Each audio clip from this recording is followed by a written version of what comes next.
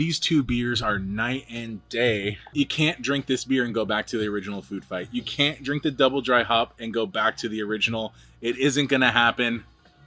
Pouring it out, ain't gonna drink it. That double dry hop version is delicious. I'll drink it all day. So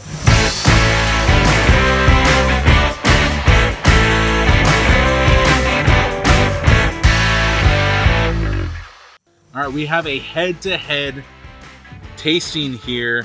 Two beers by Common Space. We have Food Fight, their Hazy IPA. This is one of their flagship beers they always have. And then we have Ultimate Food Fight, their double dry hopped Hazy IPA. This is the double dry hop version of the same beer. Very excited to try these beers. Really cool cans. I mean, just like Common Space always has that cool illustrative artwork. And to be honest, Food Fight, their regular hazy, is one of my favorite hazies in LA in terms of like readily available. I wouldn't say it's like everywhere. It's not like, you know, grocery store beer by any means, but this beer can get around. It's something they brew on a regular basis, and you can find this many times throughout the year. And I think it's super underrated in terms of the available hazy IPAs in Los Angeles. I kind of put this one on par with like Beechwood's 28 Haze Later. Food Fight is a really, really excellent beer that I always recommend to people to check out. And so when Common Space announced that they were releasing this really special double dry hop version of it, I was like, dude, we have to try that side by side. It's going to be super good.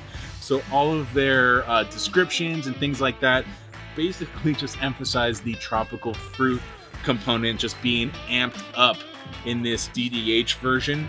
Let's see on the labels here. Yeah, there is a little bit of a difference. So on the regular Food Fight, we have Vic Secret, Brew-1, and Cryo Loral.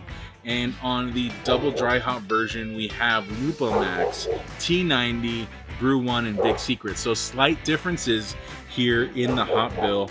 In the grist, we have Raw Pale, Raw White. So yeah, same malt bill, same yeast strain. So we're gonna get something very, very similar on the ultimate experience here. We're gonna be getting the tropical fruit according to this. So let's give these a pour and see what these are all about.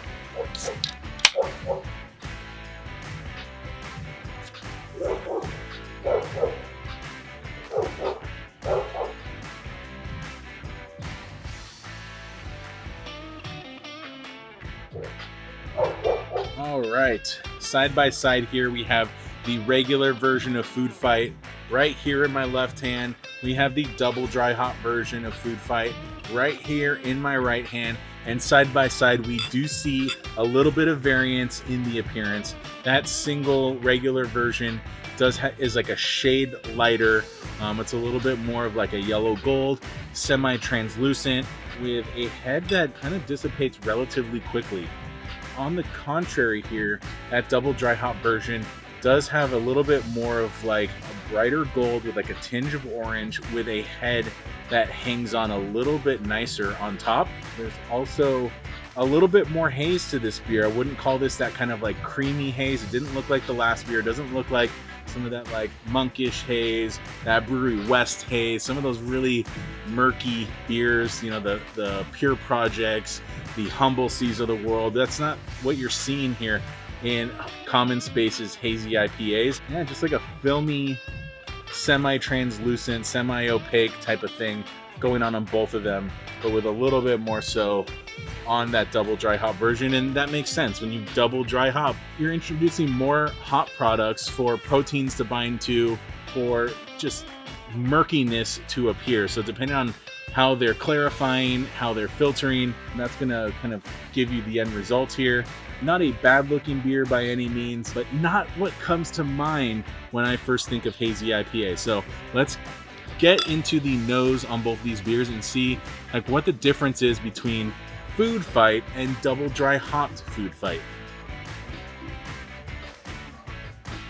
I'm getting a little bit of that like Sunny D, so a little bit more acidic, a little bit sweeter orange, kind of artificial, a little bit Flintstones vitamin, a little bit of like white grape on this, a little cantaloupe, a little bit of pineapple as well. So on the double dry hop version, It's got a very similar nose, but on the double dry hop version, it's less kind of like artificially smelling. It's a little bit fresher. You're getting more melon on this for sure. A little bit more stone fruit. Yeah, that Sunny D Flintstone vitamin thing is not on the aroma for the double dry hop version. It does have that like orange pineapple type of smell that's very typical. That's kind of like a lot of hazy IPAs hit me in that particular way. So both of these are doing that, but in very different ways. A little bit more artificial on the regular Food Fight, a little bit more fresh and bright on the double dry hop version. So let's see the taste, shall we? Light body, kind of soft. This is kind of weird because it is a light body. It drinks relatively thin, but it has kind of like a creamy, perceptive creaminess. Like, I don't know, it's not creamy, but it kind of has that feel, maybe like oily and slick on the tongue. Really hard to describe that. Yeah, I mean, you are kind of getting that Sunny D Flintstone vitamin thing too. Not as big as you were on the aroma. It's a good beer. It's not as good as my memory. I think I talked this beer up a lot going into it. It's not as high up as I think I originally thought it was. Maybe it's the batch. Let's see, what's the date on this beer? Canned on April 16th. So definitely not old at all. And double dry hopped is canned on April 28th. So just about a week later. So tasting the double dry hop version, let's see what's up with that. Bigger mouthfeel, way bigger hop presence. It fills the entirety of your mouth. It activates all of your taste buds. I mean, this is a very different beer, a very different experience. I like it a whole hell of a lot better. Wow.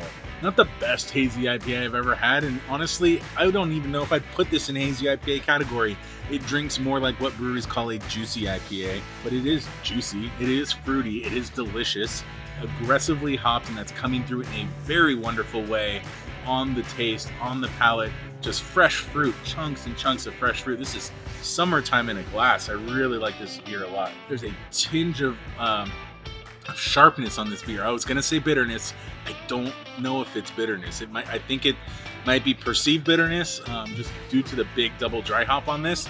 I don't think it's bitterness. It's a perceived bitterness on the back end that kind of sharp cuts through. It's not hop burn. It's not over that line, but there is kind of a perceived bitterness on this from all the polyphenols from that double dry hop. I like that. It keeps this beer interesting. It gives this beer a finish. Sometimes when you have a hazy IPA, you drink it, those sweetness, those fruity flavors get on your palate, they linger, they sit, and they slowly fade away. This beer hits your palate, it attacks it all the way around, and then it has this like sharp finish that kind of like clears everything out for you, and you're like, okay, on to the next sip.